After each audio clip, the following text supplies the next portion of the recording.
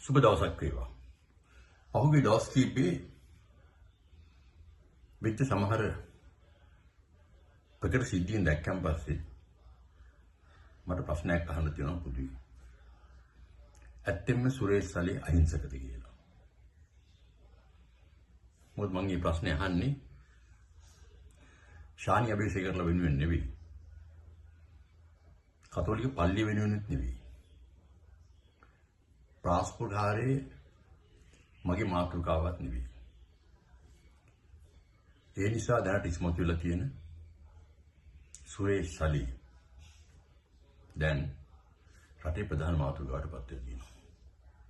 හැබැයි මේ සුරේෂ් සලී ගැන කවුරු මොනවා කතා කළත් හැමදාමත් සුරේෂ් සලීට සම්බන්ධව මගේ තිබුණා ලොකු සැකයක්. ඒ සැකේ තමයි ඔවුන් යුනිෆෝම් මැන්දට හමුදාවේ සේවය කළාට යුද්ධයට සම්බන්ධ වුණාට වීරයන්ද කියලා ප්‍රශ්න මට තිබුණා. මම මේ කියන්නේ ඕම් වීරයන් නෙවෙයි කියන්නේ. ඇත්තම ඕම් වීරයන්ද කියලා. මොකද හේතුව කවුරු කොහොම කිව්වත් පාස්කු ප්‍රහාරය IS වශයෙන් ත්‍ස්තවාදීන් විසින් සැලසුම් නොකරපු මේ රටේ හිටපු ඔළුව යමාරු තියෙන මුස්ලිම් මොකද්ද ක්‍රියාකාරීන් කියබලන්නේ ඔළුවට මේක දාලා ඕනි ශක්තිමත් කරලා ඕනි නීතියෙන් බේරලා මේ දැනට අරන් යන්න උදව් කරපු දේශපාලන ව්‍යාපාරයක්. මම එහෙම කියන්නේ 1913 පෙබරවාරි මාසේ ලංකා ඊනිවුස් වල තිබිච්ච ලිපියක් පාදක කරගෙන ඒ ලිපියේ පැහැදිලිවම කියනවා බෞද්ධ මුස්ලිම් ගැටුමක් ඇතිකරන්නට ගෝඨාභය රාජපක්ෂ හමුදා බුද්ධ්‍යංශයට වොමනාවේ රිංගවපු අවශ්‍ය සුදුසුකම් නොකරපු චරිතයක් තමයි තුවාන් සුරේෂ් සලී කියලා. තුවාන් සුරේෂ් සලී මැලේ ජාතිකයෙක්. මැලේ ජාතිකයන්ගේ ආගම මුස්ලිම්. හැබැයි මේ සුරේෂ් සලී කිසිම දෙයකට විශ්වාස කරන්නට බැරි අමුතු චරිතයක් වල තිබ්බයි කියන තමයි ඒ ලිපියෙන් කියවෙන්නේ. මම මේ ලිපියම උපුරු දක්වන්න හේතුව කිසි කෙනෙක් විසින් ඒ ලිපිය අභියෝග ලක් නොකරපු නිසා සහ පාස්කු ප්‍රහාරය සිදු වුණාට පස්සේ ඇතිවෙච්ච කතාබහ අනුව ඒ ලිපිය කරුණු මොන තරම් සාධාරණද කියලා මම කල්පනා කරපු හින්දා සුරේෂ් සලී පාවිච්චි කරන්න පටන් ගන්නේ ආරක්ෂක ලේකම් ගෝඨාභය රාජපක්ෂ 2019. ඒ වෙනකොටත් සුරේෂ් සලී බොහොම පොඩි මට්ටමේ චරිතයක් හැටියට හමුදාවේ හිටියා. හැබැයි ඒ හමුදාවේ බුද්ධ්‍යංශයට තමයි තෙරපුනේ. මොකද හේතුව උට දෙමළ පුළුවන් හින්දා. ඒ කාලේ දෙමළ පුළුවන් අය උතුරන පළාතවල සාමාන්‍ය ජනතාව අතරට ඇරලා දෙමළෙන් කතා බහ කරන තොරතුරු හොයලා යම්කිසි බුද්ධ්‍යංශ ක්‍රියාදාමයක් නිර්මාණය කරන්න හමුදාවට අවශ්‍ය වෙලා තිබුණා. ඒ වෙලාවේ රත්තරන් කියලා දැනුනේ දෙමළ පුළුවන් අය. ඉතින් සුරේෂ් සලී හමුදාවට බැඳෙනකොට ඔහුගේ අංක තිබිලා දෙන 0.61යි 100ක කියලා. එච්චර පල්ලෙය මට වෙන්න තියෙන්නේ. ඔය ඇත්තෙන් බෙදලා තියෙන්නේ తాවකාලික මේජර්වරයෙක් හැටියට. මේ ඉන්න කාලේ තමයි සරත් පොන්සේකා හමුදාපති වුණේ. ඔහු සම්බන්ධ මොන විවේචන තිබ්බත් ඔය යුද්ධය ආරම්භ කරන අතර ඔහු පරිවෙම කළේ මේ යුද්ධය බව තේරුම් ගත්ත එක. රාජපක්ෂලා යුද්ධේ තාත ගැහුවේ දිනන්න නෙවෙයි. රාජපක්ෂ ජනාධිපති වුණේ ප්‍රභාකරන්ට කප්පන් දීලා. ඒ හින්දා උන්ට ඕනකමක් තිබුණේ නැහැ මේ යුද්ධ සම්බන්ධව හරි ජාතිය සම්බන්ධව දෙයක් තිබුණේ නැහැ. ඕන්ට ඕනම රටේ මේ තියෙන හැම ව්‍යාපාරයක්ම තමන්ගේ වාසියට හරව ගන්න. දැන් සලී අරගෙන තියෙන්නේ බුද්ධ්‍යංශයට ගෝඨාභය රාජපක්ෂ සිංහල මුස්ලිම් ගැටුමක් ඇති කරලා ඒ වාසිය උන්ට ගන්න. සිංහල මුස්ලිම් ගැටුමක් කරා සුළුතරයක් කරන සිංහල මිනිස්සුන්ට පහර දීලා ඒ පිටිපස්සේ ඉන්නේ තමන් කියලා කියන එක අනියමින් අගවලා ඡන්ද ප්‍රමාණය වැඩි කරගන්න. ඕන් ඒ වෙනකොට බොදුබල සේනාව ප්ලෑන් කරලා තලගොඩවත් වෙලා හරහා ඒ සිංහල බෞද්ධ ඡන්ද දැහැගෙන ඉවරයි. නමුත් 2013 විතර වෙනකොට ඔවුන්ට රටේ තිබිච්ච තත්ත්වෙච්චර හොඳ නැහැ. මොකද ඔවුන් සම්බන්ධ දූෂණ චෝදනා තිබුණා. ඔවුන් සම්බන්ධ මිනිවරින් චෝදනා තිබුණා. ඒ වගේම විශේෂයෙන් හමුදාව පාවිච්චි කරලා යම් අකටයුතු කරේ චෝදනාව තිබ්බා. 2001 තිබිච්ච මහමැතිවරණයේදී උතුරේ විතර පාවිච්චි කරන ලංකාවට ගෙන්නපු රොකට් ලොන්චරයක් නුවර දිස්ත්‍රික්කයේ වලපනේ ආසන තැනකින් හම්බ වුණාම සහකාර පොලිස් අධිකාරී පී.සී. උඩුගම්පල මේ පරීක්ෂණය කරලා අන්තිමට නතර වුණේ කොළඹ පත්තු නිවාසයන් මිලේනියම් සිටි වල.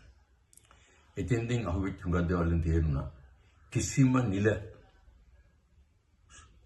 අයිතියක් නැතුව විශාල කණ්ඩායමක් ඉදන යම්කිසි අනියම් දේවල් කරලා තියෙනවා කියලා. එතෙන්දී මොන දේවල් කියන්න ගියත් ලංකාව දැනගත්තා රොකට් ලොන්චරයක් ඡන්ද කාලෙක වලපනේ යන්න හේතුව මොකද්ද කියලා කියන තේරුම් ගත්තා. මේ වගේ දේවල් හින්දා විවිධ හේතු කාරණා මත මේ වෙනකොට මේගොල්ලෝ එපා වෙලා තිබුණා. ඉතින් මේ ඔක්කොම දැනගෙන හිටපු හමුදාපති සරත් පොන්සේකා ඉස්සෙල්ලම කළේ මේ සලීරව අයින් කළා. අයින් කරලා ඒ වෙනුවට ඔහුට විශ්වාසවත් නිලධාරීන් දෙන්නේ දාගත්තා. ඒ නිලධාරීන් දෙන්නත් එක්ක තමයි යුද්ධ දින්නේ. යුද්ධ දිනලා ඉවරනාට පස්සේ සරත් පොන්සේකා හිරගෙදරට තල්ලු කළා රාජපක්ෂලා. ඒ තල්ලු කරලා සතියක් යන ඉස්සෙල්ලා සරත් පොන්සේකා විසින් යුද්ධය සඳහා යොදාගත්ත අමර කරුණාසේකරයි ධම්මික ලියනගේ කියන මේ ජනරාල්ල දෙන්නව හමුදාවෙන් නිරපුවා. කොහොමද මම හිතන්නේ දීර්ඝ කාලයක් හමුදා සේවයට හිමි විය යුතු පෙන්ෂන් එකවත් ලැබුණේ නැහැ. මෙහෙම කරන්න හේතු උනේ මේගොල්ලන්ට දිරවන්න නැතුව ගියවා ඉල්ලා දෙන්නේ හිටියොත් ඒගොල්ලන්ට ඕන දේවල් හමුදා බලය වල කරන්න බැරි වෙච්ච. ඒ දෙන්න එළවල තමයි යාපහු සුරේෂ් සලේව බුද්ධ්‍යංශ ප්‍රධානියකදී. සුරේෂ් සලේව කියන්නේ කපිල හෙන්දා විචාරණගේ ගෝලයේ. කපිල හෙන්දා විචාරණ කියලා කියන්නේ රාජපක්ෂ රෝණතාවට රටේ යුද්ධ නීති නෝපු කෙනෙක්. මේ සම්බන්ධකම මෙහෙම තිබිලා තමයි 2019 වෙනකොට රාජපක්ෂලාට ඡන්දයකට ලඟ වෙන්නවත් බැරි තරමට යාපාලන යුගයේ රට ශක්තිමත් වෙලා තිබුණා. 2019 වෙනකොට පෙට්‍රල් ලීටර් එකකට රුපියල් 117ක් විතර තිබුණා.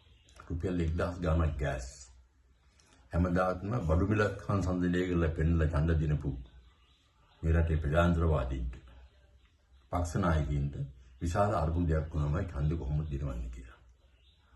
මෙහෙම තියෙන වෙලාවේ අර්බුදයක් ඇති වුණා ව්‍යාපාරණේ බාහිර විහිටපු ජනාධිපති සහ අගමැති අතර. අගමැති රනිල් වික්‍රමසිංහ ජනාධිපති මෛත්‍රීපාල සිරිසේන. මේ අවුල පිටිපස්සේ හිටියෙත් ගෝඨාභය රාජපක්ෂ. 2018 මැයි ජූනි මාස වෙනකොට මොකද්ද ව්‍යාපාරයක් විසින් ජනාධිපති මෛත්‍රීපාල සිරිසේනයි ආරක්ෂක ලේකම් ගෝඨාභය රාජපක්ෂයි දෙන්න බලන්න කොමත් නැති තියෙනවා කියලා කවුද අපතේ පැමිණිල්ලක් කළා. ඒ පැමිණිල්ල අනුව යම් කිසි කාලයක් යනකොට අත්අඩංගුවට ගත්තා හිටපු නියෝජ්‍ය පොලිසියේ සිල්වා කියලා. පස්සේ කාලෙක තමයි තේරුනේ මේ සිල්වා අරමුණු කරලා මේ ප්‍රකාශ කරවල වතනෝට ගන්න හේතුව තමයි ඒ වෙනකොට සම්පූර්ණයෙන්ම මුස්ලිම් අන්තවාදයේ සම්බන්ධව තිබිච්ච ඒ අපරාධ කටයුතු සම්බන්ධව සෙක්ෂන් එක බාර හිටියේ මේ DIG සිල්වා. ඔහු ගත්තට පස්සේ සම්පූර්ණයෙන් පිටින් ඒක පැරලයිස් වුණා එකමතර වුණා.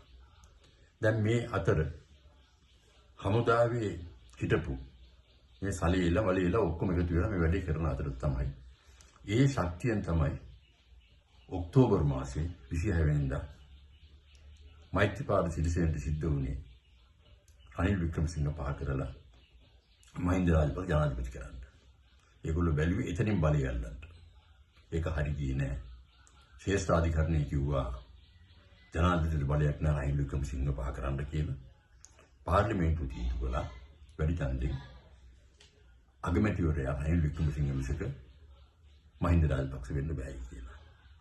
මේත් එක්ක වෙනකොට යම් හේතුන් මත සතිපතා රැස්වෙච්ච ආරක්ෂක කවුන්සිලයට රටේ අගමැති ගෙන්වීම නතර වුණා. පොලිස් ප්‍රති ගෙන්වීම නතර වුණා. කීප දෙනෙක් අතරට මුළු ආරක්ෂක අංශයම කටයුතු යෙදුණා. මෙහෙම ඉල්ලලා ගිහිල්ලා තමයි 2019 අප්‍රේල් මාසයේ දෙන්නා. පාස්කු ප්‍රහාරය සිද්ධ වුණා. පාස්කු ප්‍රහාරය පින් සිද්ධ වෙන්න තමයි ගෝඨාභය ජනාධිපති. මොකක්ද ඒකම ස්ලෝගන් එක? ආරක්ෂක ලේකම්වරයා විසින් තමන්ගේ සහෝදරයත් එක්ක කුරුළු 30 අවුරුද්දේ පරද්දලා ආරක්ෂා කරපු රටේ ආරක්ෂාව ව්‍යාපාරිකයන් විසින් යම් පිළිපිරාස කරයි කියලා. දැන් තත්ත්ව වෙනස් වෙනවා. දැන් තමයි හරියට කරවිල ඇවිල්ලා තියෙන්නේ. මේ කරවිලට එනකොට මම හිතන්නේ දැන් ඊයේ පෙරේදා සිද්ධ වෙනකොට ඊයේ පෙරේදා කියන එක අමතක කරොත් සලේ වෙනුවෙන් උපවාස කරන්න රාජපක්ෂලත් එක්ක හිටපු දේශපාලනඥයෝ විතරක් පාරට බහිනකොට අනිත් විපක්ෂ සියලු දෙනා නිශ්ශබ්ද හිටියේ මේ සෙල්ලම දන්නේ හින්දා. මම හිතන්නේ එක්සත් ජාතික පක්ෂේවත් සමගි ජන බලවේගයේවත් තවත් ආකාරයකින් කිව්වොත් රාජපක්ෂලාගේ කණ්ඩායම් කීපය ඇරෙන්න අරු ගන්න ශ්‍රී ලංකා නිදහස් පක්ෂවත් මම හිතන්නේ සලේ කෙරෙන අකටයුතු වෙනුවෙන් පාරට බහිනවා මිසක සලේ නිර්දෝෂී කරන්න පාරට බයි කියලා විශ්වාස කරන්නේ. මමත් පෙනී හිටනවා. සලේ නම් සැකකරුට විරුද්ධව පරීක්ෂණ කරන නඩු පැවරීම ගැන මම එකඟයි. හැබැයි ওই විදිහට ත්‍රස්තවාදී පනත යටතේ හඳවාගෙන ওই විදිහට තිරසන්නන්ට වගේ සැලකීම සම්බන්ධව මම එක වෙන්නේ නැහැ. ඒ නිසා මම කියන්න උත්සාහ කරන්නේ මේ සියලු සිද්ධි ගත්තන් පස්සේ සලේ නිර්දෝෂී කියන එක ඉස්මතු නොකර සලේ හෝ තවත් ඕනෑම වර්ගයක සහකාරයෙකුට මානසික අන්දමින් සලකලා පරීක්ෂණ කරන්නයි කියලා කියන හඬ ඉස්මතු වෙන්න ඕනේ. ඒ සාධාරණත්වයේ හඬ සලේලා කරපු පරණ අපරාධ වෙහෙන්න දෙන්න හොඳ කමන්නේ. අද සමහරව ප්‍රශ්න වෙලා තියෙන්නේ සලේ බේරගන්න එක. කතෝලික පල්ලියට උනලා තියෙන්නේ මහමුළුකාරයන්ට. ඒ මහමුළුකාරය කවුද කියලා කියන එක මම හිතන්නේ දෙවියන් වහන්සේවත් දන්නේ නැහැ. ඒ තමන්වත් නොදන්න මහමුළුකාරය වෙනුවෙන් තුනෙන් දෙක බලයක් ලබා දුන්න මාලිමා ආණ්ඩුවේ ප්‍රධානියා අනුර කුමාර දිසානායක පල්ලියේ පදයට නටන මේ විගරම නිසා ඔවුන්ගේ යහපාලනය හවරීමේ වෙනම කතාවක්. නමුත් මේ වෙනකොට පල්ලිය අනුර කුමාර දිසානායක හීලෑ කරගෙන මේ රටේ අධිකාරණත් ඇලි ගහන තැනට අවිල්ලා තියෙනවා. දැන් වුන් උත්සාහ කරන්නේ විශ්‍රාම කාලේ වැඩි කරලා සිංහල බෞද්ධ කියලා විශ්වාස කරන විදේශිකවරුන්ගේ බෙලි කපලා තමන්ට ඕන කරන විදේශිකවරුන් කීපේ ලව්වා මේ රටේ අධිකාරණ සාමීන්‍ය පවත්වාගෙන යනවා. මේකට විරුද්ධව මුළු රටම නැගී සිටිය කියලා මම විශ්වාස කරනවා. අදට මේ ඇති බොහොම ස්තුතියි.